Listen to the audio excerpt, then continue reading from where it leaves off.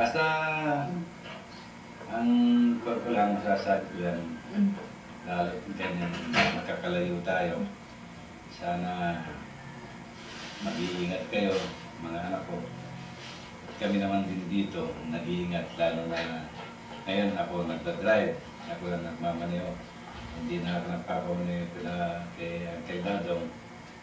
Kaya na lang pagka Manila, pagka malayo. Kung Angeles lang, San Fernando, kaya ko na, ako na lang nagmamaneho. Pero kung minsan sinusubukan ng ilaw. Pagka gano'n naman nagpupal lang ako, hindi naman ako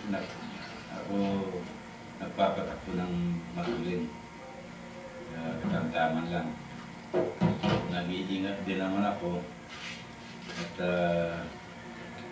gusto ko pa rin namang umaba ang buhay ko dahil masarap mabuhay ba. Kasi Paul Cruz, si Ernie kilala ito ng 50. Si Polly, wala na, si Polly, yung ginawa kong barangay tanod. Namatay yung tatay niya, pagkalibing ng tatay niya, kinabukasan, nambikti siya. Namatay. Ewan ko sa mga taong ganyan. Sila gusto mamatay. Samantalang tayo, may sakit, kung pwede lang, walang tigil tayo sa kakadasal, napabayan ang buhay natin ng Panginoon. Sana gano'n din kayo, mag-iingat kayo dyan. Mahal namin kayo lahat. Boy, Vic, LG.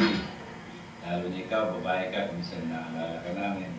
Kung may mga lalaki, hindi mo kaya may pansarili niya mga yan. Parang mawawala dyan, pero ikaw, Reggie, mag-iingat ka. Susunod ka sa mga kuya mo. Siguro hindi ka naman papayo ng hindi maganda na mga yan. Ayun lang. Pabayaan niyo naman siya makipag-kaibigan, lalo kay Ron sa mataba.